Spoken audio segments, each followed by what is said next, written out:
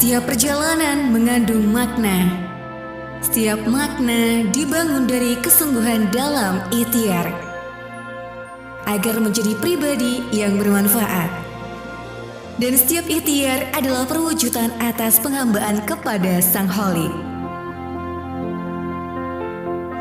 Radio Kota Batik kembali mempersembahkan kisah-kisah teladan para pejalan sunyi yang berupaya menghayati kehidupan dalam Rihlah Sang Cendekia.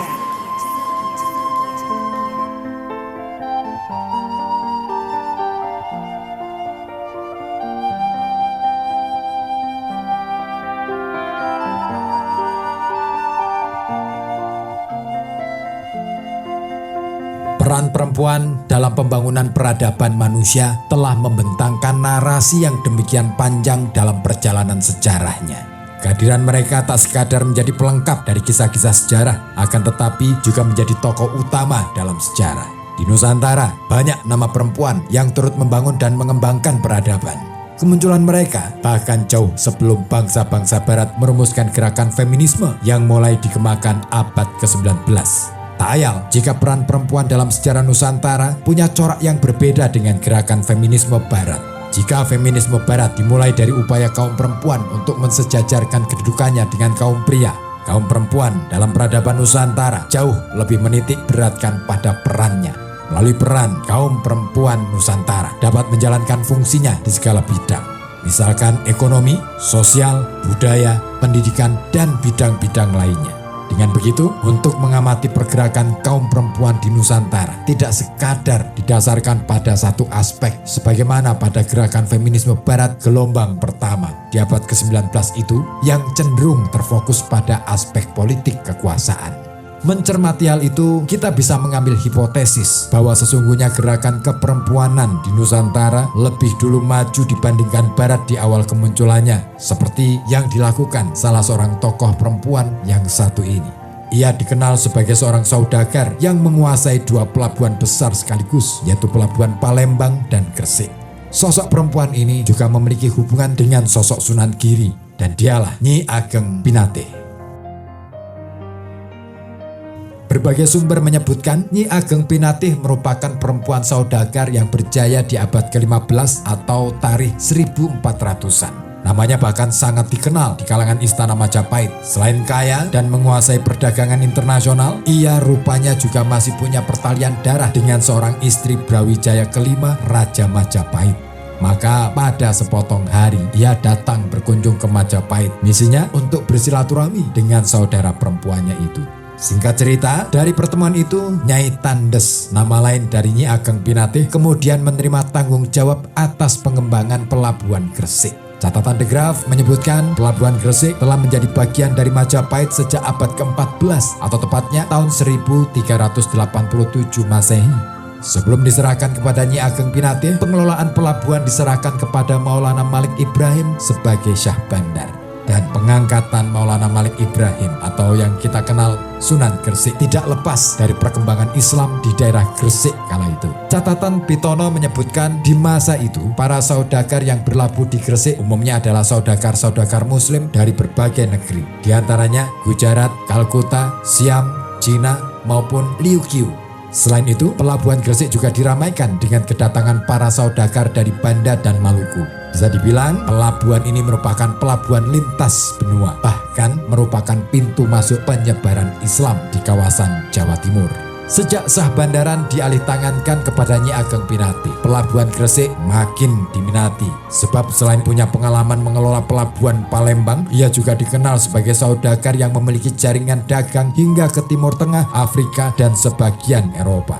Ia punya ratusan bahkan ribuan kapal dagang. Dengan begitu, Nyi Ageng Pinatih punya kemampuan diplomasi di atas rata-rata. Selama dipegang Nyi Ageng Pinatih, Pelabuhan Gresik menjadi pusat perdagangan dunia yang banyak menawarkan komoditas dari berbagai tempat. Beras menjadi salah satu komoditas yang cukup banyak diperdagangkan. Beras-beras itu didatangkan dari berbagai daerah pesisir utara Jawa, seperti Sunda, Cirebon, Banten, dan Cisadey. Banyak juga diperdagangkan hasil-hasil bumi lainnya seperti pisang, kelapa, tebu, delima, manggis, semangka, dan lainnya. Aneka buah ini didatangkan dari daerah subur yang terletak di sepanjang lembah Sungai Brantas. Sementara komoditas hasil hutan seperti kayu jati didatangkan dari Madiun dan Bojonegoro. Sebagai pelabuhan besar, Gresik juga menjadi pusat perkapalan yang terus dikembangkannya. Maka dalam masa kepemimpinannya, Nyi Ageng Pinate terus melakukan perubahan, melengkapi sarana-sarana pendukung lainnya seperti bengkel kapal, tempat perbaikan peti kemas, serta kereta kuda sebagai alat transportasi untuk pengiriman barang ke wilayah pedalaman.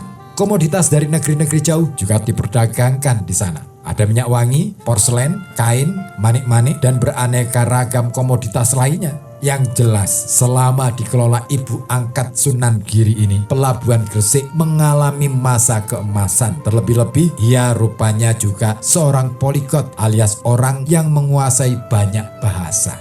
Tapi, tahukah Anda bahwa ternyata Nyi Ageng Pinate ini sebenarnya berasal dari Malaka? Sebab nama lain beliau adalah Nyi Ageng Maloka, dari kata Malaka. Sementara kata Pinate yang disandangnya sebagai nama berasal dari kata patih. Sebab dalam cerita, Nyi Ageng Pinate ini adalah istri dari Patih Semboja dari kerajaan Blambangan yang waktu itu masih bercorak Hindu. Namun, sang patih kemudian diusir Prabu Menak Sembuyu atau Menak Jinggo karena ia mendukung ajaran Syekh Maulana Ishak. Sejak itu, sang patih memilih mengabdi kepada Majapahit. Yang jauh lebih menarik dari kisah Nyi Ageng Pinate adalah pengelolaan Pelabuhan Gresik yang dilakukannya selama tahun 1458 sampai 1477 yang dijadikannya sebagai sarana berdakwah.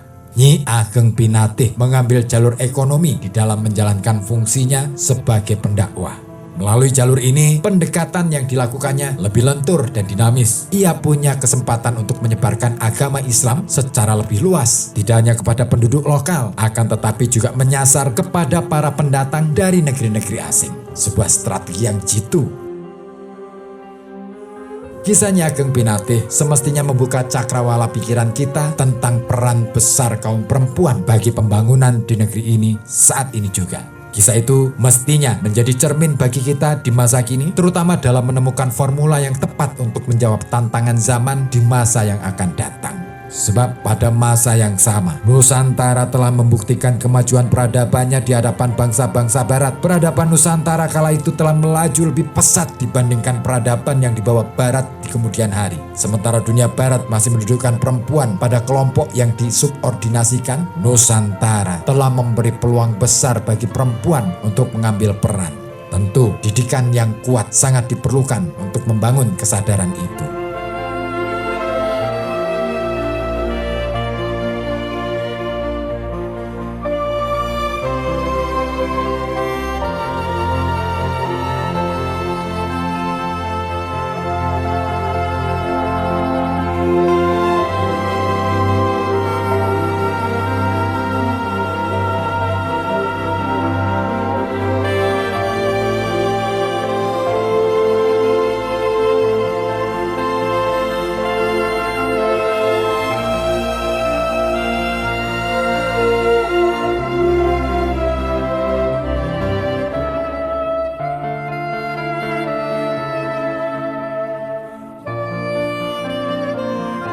Demikian Rihla Sang Cendekia, persembahan Radio Kota Batik.